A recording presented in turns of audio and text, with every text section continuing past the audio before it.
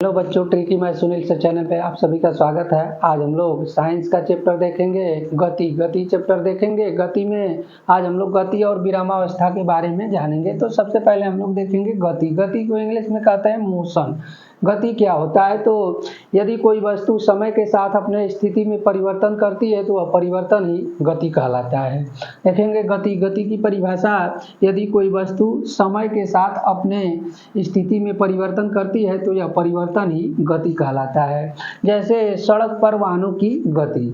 सड़क पर अगर हम एक स्थान से खड़ा होकर सड़क पर आते जाते वाहनों को देखते हैं तो उनका जो स्थान होता है समय के साथ बदलता रहता है, तो उसको हम कह सकते हैं कि जो वाहन है वो गति की अवस्था में है। दूसरा उदाहरण देखेंगे, मैदान में खिलाड़ियों की गति। मैदान में जो खिलाड़ी होते हैं वो एक स्थान से दूसरे स्थान तक दौड़ते रहते हैं, तो समय के साथ अपने स्थान को बदलते रहते हैं, तो हम कह सकते हैं कि जो खिलाड़ी हैं वो गति की अवस्था में हैं। या दौड़ते हुए रोड पर अगर कोई व्यक्ति दौड़ रहा है तो उसको भी हम कह सकते हैं कि वह व्यक्ति गति की अवस्था में है। उड़ते हुए वायुयान। आकाश में जो वायुयान है वो उड़ते हुए यानी समय के साथ वो भी अपनी स्थिति को बदलते रहते हैं, तो वो भी हम कह सकते हैं कि जो वायुयान है वो गति की अवस्था में है। फिर आगे देखेंगे गति करते हुए तारे। आकाश में जो तारे होते हैं, अगर हम आकाश में तारों को ध्यान से देखें तो हमें ऐसा लगता है कि वो अपना स्थान जो है वो बदल रहे हैं, तो गति की अवस्था में हैं। तो समय के साथ अगर कोई वस्तु अपना स्थान बदल रही है तो हम कह सकते हैं कि वह वस्तु जो है वो गति की अवस्था में है।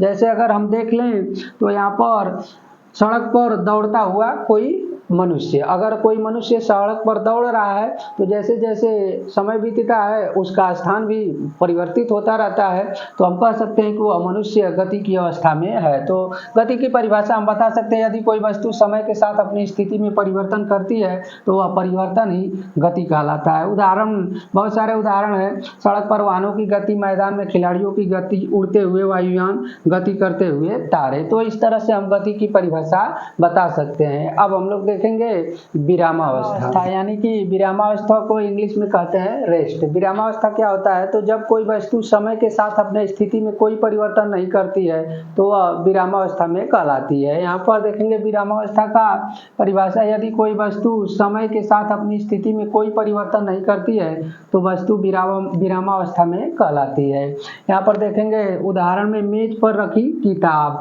अब यहाँ पर मेज के सापेक्ष जो किताब है वो विरामावस्था में है, क्योंकि समय के साथ जो है किताब अपनी स्थिति में कोई परिवर्तन नहीं कर रही है। अगर हम यहाँ पर मेज है, अगर इस मेज पे अगर हम किताब को रख दें और फिर इस पे रख कर चले जाएं, फिर इसके बाद अगले दिन आए तो यह किताब इस मेज पर ही रहे, तो समय तो बदल गया लेकिन इस किताब की स्थिति में कोई परिवर्तन नहीं हुआ, तो हम कह सकते हैं कि यह जो किताब है वो विरामावस्था में है। तो इस तरह से हम विरामावस्था को पहचान सकते हैं। अब देखेंगे यहाँ पर दूसरा है पृथ्वी पर पौधे। पृथ्वी पर जो पौधे हैं, पृथ्वी पर पौधों का जो स्थिति है वो बदलता नहीं है। जहाँ पर जो पौधे रहते हैं वही रहते हैं, लेकिन जो समय होता है वो बदलता रहता है। तो यहाँ पर हम कह सकते हैं कि पृथ्वी पर पौधे, मेज पर रखी किताब। बहुत सारे उदाहरण हैं जो कि हम बता सकते हैं, अवस्था और गति अवस्था को बता सकते हैं। तो अगर आपको ये वीडियो अच्छा लगा हो